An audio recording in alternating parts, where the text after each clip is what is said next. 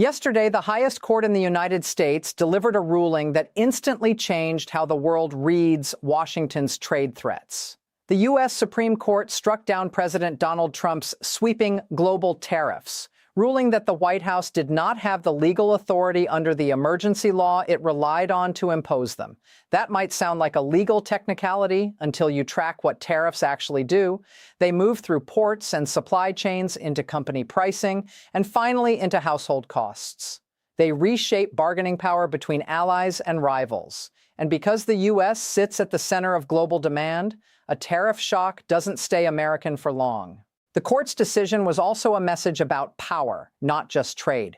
Reuters reported the ruling was 6-3 and that the dispute centered on the International Emergency Economic Powers Act, a law designed for national emergencies. The court said that law did not give a president the sweeping authority to impose broad import tariffs on nearly all trading partners. Chief Justice John Roberts wrote the majority opinion, emphasizing that tariff powers rest with Congress and cannot be expanded through an emergency shortcut without clear authorization. This matters for global markets because it changes the durability of U.S. tariff policy. When tariffs are built on legal foundations that courts can remove, the world has to price not only the tariff itself, but the chance it disappears, and the chance it returns under a different law. That whiplash is destabilizing because companies plan around probability, not promises. Even a short-lived tariff threat can push firms to front-load shipments, rewrite contracts, and delay investment. The money question is just as explosive. Reuters reported the ruling ends over $175 billion in tariff collections tied to the struck-down policy and raises immediate questions about refunds and how claims could work. For businesses, this isn't abstract. If a company paid duties at the border under a policy now deemed unlawful, that company will want clarity on what it can recover, when, and through what process. For governments, the situation is equally sensitive. A refund wave would be financially and politically significant, while uncertainty over refunds can keep supply chain decisions frozen. But the most important part of this story is what happened just after the ruling, because it shows how quickly trade policy can pivot from courtroom to counterstrike. Yesterday afternoon, Trump signaled a fresh tariff move, a new global import tariff of 10% described as temporary, using a different legal authority. Reuters reported he said he would sign an order for the new tariff and indicated additional trade-related investigations were also being launched. That pivot is the new trade war reality. One pathway gets blocked, another opens. And for everyone outside the United States, from Ottawa to Tokyo to Seoul, the key question becomes less, what did the court say? And more, what does Washington do next, and how fast can it do it? This morning, the immediate international reaction was uncertainty, not relief. Reuters reported Asian economies were weighing the impact of Trump's fresh tariff moves amid confusion, precisely because the court ruling and the new tariff signal arrived almost back-to-back. The ruling may have reduced tariff pressure on paper, but the new announcement reintroduced risk, especially for export-heavy economies tied into U.S.-bound supply chains. That's why global markets treat this as more than a U.S. political fight. A big exporter doesn't need a tariff to actually start tomorrow to feel the effects today. The expectation alone can reroute orders, change inventory decisions, and push manufacturers to accelerate shipments before barriers potentially rise. Reuters noted the uncertainty is being felt by major Asian exporters that anchor global tech and industrial supply chains. Now bring Canada into the frame, because Canada is both a major trade partner and one of America's closest security allies, which makes tariff conflict far more than an economic dispute. Earlier this month, Reuters reported the U.S. House of Representatives narrowly backed a resolution to end tariffs imposed on Canadian goods in a rare rebuke to Trump. The vote was 219 to 211, with a small number of Republicans joining nearly all Democrats. Even if such measures face steep political obstacles, the signal matters. Congressional resistance is part of the tariff battlefield. In other words, the pressure isn't only international. It's domestic, institutional, and legal, courts, Congress, and the White House pulling in different directions, while companies and governments try to plan in real time. Canada's challenge is strategic. If Washington's tariff posture is unstable, struck down in court, replaced by a new tariff route, contested in Congress, Ottawa must decide how to respond without overreacting. Retaliation can escalate. Negotiation can look like weakness, and waiting can be costly if tariffs return suddenly. Canada also has to consider broader alignment, how trade tension affects joint economic resilience, and how much political capital gets consumed by a fight that spills into wider geopolitical cooperation. Zoom out, and the global meaning becomes sharper. The Supreme Court decision tightened the legal boundaries of emergency-based tariff power, but it didn't remove tariff politics from the system. Trump's immediate pivot signaled a continued willingness to pursue broad tariff pressure through alternative statutes and investigations. And the international reaction, especially across Asia, shows that even when one set of tariffs is invalidated, uncertainty can grow if a replacement appears instantly, forcing governments and markets to reassess risk again. That's the tightening loop the world is watching right now. Courts define limits, leaders test new routes, partners prepare countermeasures, and markets reprice the entire trade environment, often before a single new container is taxed. And in that environment, rules tightening doesn't automatically mean stability. It can also mean the fight shifts to new legal tools, faster timelines, and higher geopolitical stakes. Just now, the focus across boardrooms isn't celebration, it's paperwork and timing. After the Supreme Court wiped out the emergency law foundation for Trump's broad tariffs, companies that paid duties are immediately looking at what comes next, because the victory only matters if the money and the rules actually unwind.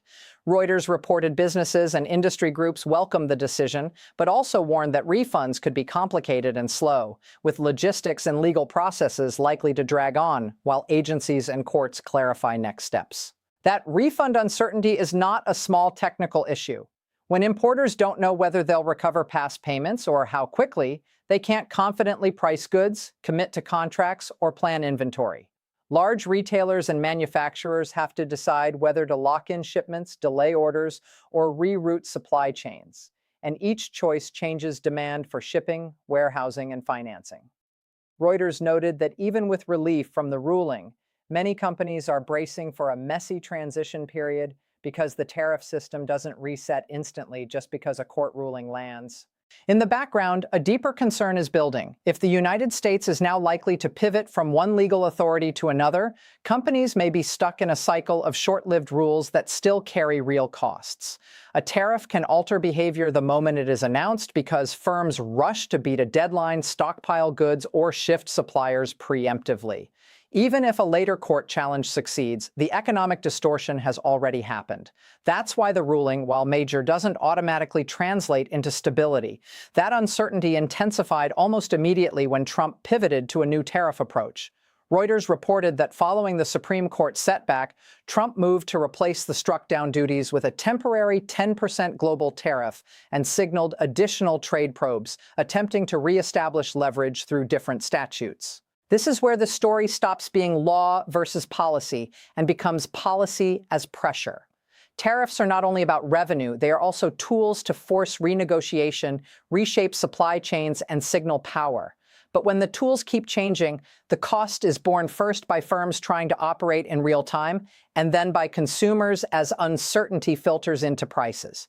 Reuters described how companies, even while applauding the court's decision, we're already preparing for the next phase because the administration's trade posture can shift rapidly when it is driven by executive action and political urgency.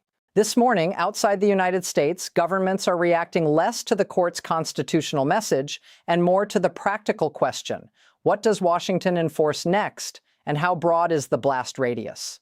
Reuters reported that across Asia, trading partners were weighing new uncertainty and confusion after the court ruling invalidated many tariffs, only for Trump to announce a fresh 10% import tariff on all countries for a set period using different legal authority. For export-heavy economies linked to global tech and industrial supply chains, even a temporary universal tariff can trigger immediate defensive behavior.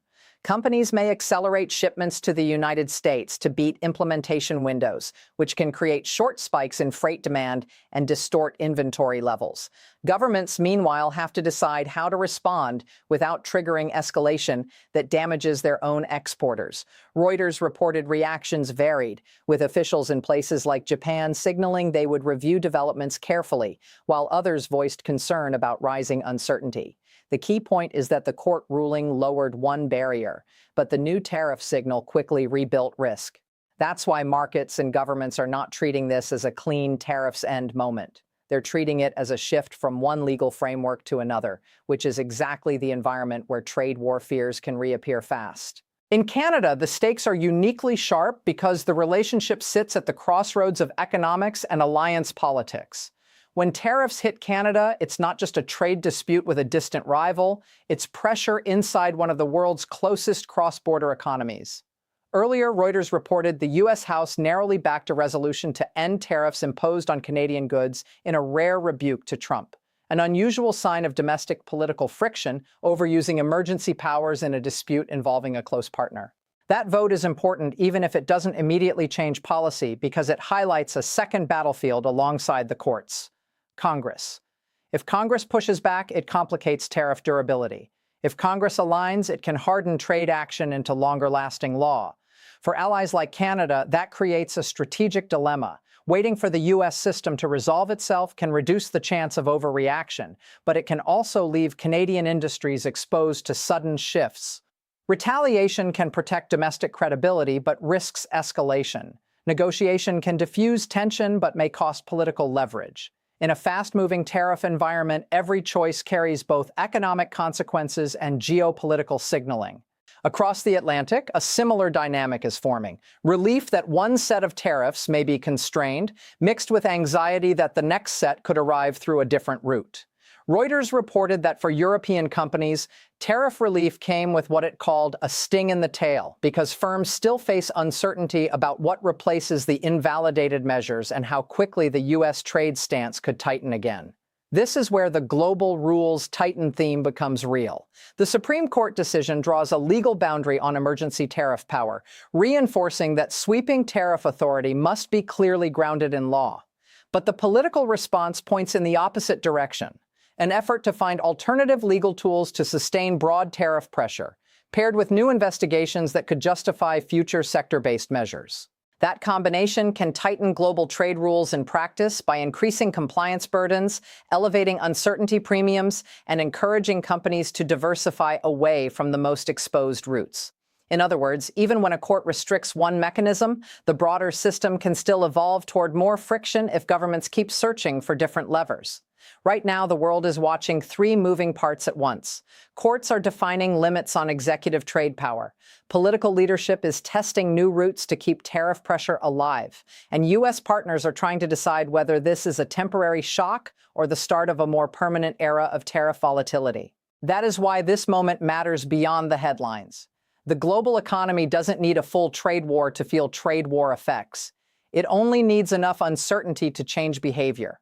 When companies rush shipments, delay investment, and rewrite supply contracts, the consequences ripple through jobs, prices, and growth expectations. And when allies like Canada face shifting U.S. tariff posture while also managing broader security and geopolitical cooperation, trade becomes a pressure point that can spill into wider negotiations. For viewers, the conclusion is simple but serious. Yesterday's Supreme Court ruling tightened the legal boundaries around emergency tariffs and reasserted that sweeping tariff power cannot be assumed without clear authorization. But today's reality is that the tariff agenda is not ending.